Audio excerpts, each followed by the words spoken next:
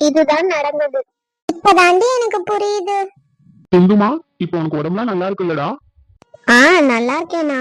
சரிடி, அப்ப நாங்க கிளம்பட்டுமா? என்னடி நீ பாட்டுக்கு வந்த பார்த்தா போயிட்டே இருக்க? இரு போலாம். இல்லடி, நானும் இருந்துட்டு போகணும் தான் வந்தேன். இப்ப நீ சொன்னதெல்லாம் கேட்டா மனசுக்கு ஒரு மாதிரியா இருக்குடி. இப்ப எல்லாம் ஆல்ரைட் தாண்டி. ஆல்ரெடாவே இருந்தாலும் நீயும் அவனும் கொஞ்சம் தனியா டைம் ஸ்பெண்ட் பண்ணுங்கம்மா. அப்பதான் அவன் மனசுல இருக்கிறதெல்லாம் உன்கிட்ட பேசுவான். ஏய், நீயும் சொல்லுடி. நான் எதுவும் மனசுல நினைக்கல அப்படின்னு சொல்லு. எனக்கு நிஜமாலுமே அவர் மேல எந்த கோவமும் இல்லடி. அது அண்ணா கிட்ட சொல்லுடி. சரி, ஓகே. சரிம்மா, அப்ப நாங்க கிளம்புறோம். ராகுல் வந்தா சொல்லிடு. அப்பா அம்மா வந்தாலும் வந்துட்டு போனேன்னு சொல்லு. சரிங்கண்ணா. போயிட்டு வரேன்டி. என்ன, உடம்ப பாத்துக்கோ. ஓகேடி. சபா, எப்படிதான் நான் இவனை சமாதானப்படுத்த போறேன்னு தெரியலையே. அவங்க போயிட்டாங்களா சிந்து? போயிட்டாங்க.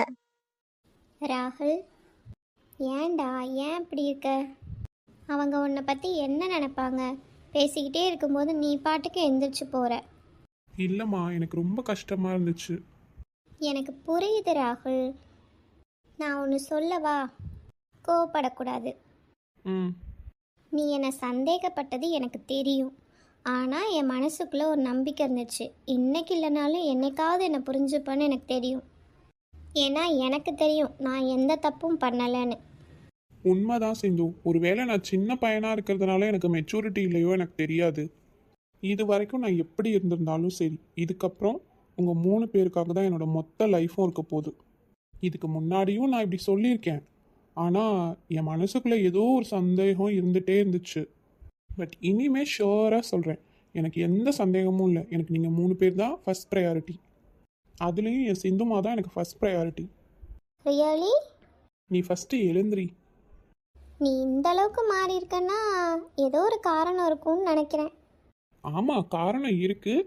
ஆனால் அதை இப்போ உங்ககிட்ட சொல்ல முடியாது. நேரம் வரும்போது கண்டிப்பாக சொல்கிறேன். எப்படியோ நீ மாறினா எனக்கு அதுவே சந்தோஷம். அப்புறம் நான் உன்கிட்ட இன்னொன்று கேட்குறேன், எனக்காக செய்வியா? சொல்லு சிந்துமா. உன்னோட ட்ரெஸ்ஸிங் சென்ஸை கொஞ்சம் மாற்றலாம்ல? கண்டிப்பாக மாற்றிக்கிறேன். நிஜமா? உனக்கு எப்படி ட்ரெஸ் பண்ணால் பிடிக்கும்னு சொல்லு. அந்த அளவுக்குலாம் ஒன்றும் நீ மாற வேண்டாம். உனக்கு என்ன பிடிச்சிருக்கோ அது போட்டுக்கோ. சரி, நான் போய் பாப்பா என்ன பண்ணுறாங்கன்னு பார்க்குறேன். ஏய், இரு இப்போ தான் நான் பார்த்துட்டு வந்தேன். 2 பேரும் அசந்து தூங்கிட்டு இருக்காங்க. சிந்துமா, அத்தை வந்துட்டாங்கன்னு நினைக்கிறேன். வந்துட்டேன் த. ஏய் சிந்து, இரு, நான் போகிறேன். பரவாயில்ல, நானே போகிறேன். இருடி, நான் போகிறேன். நீ போய் பாப்பா கிட்ட இருப்போ. எதுக்கு? அத்தை வந்து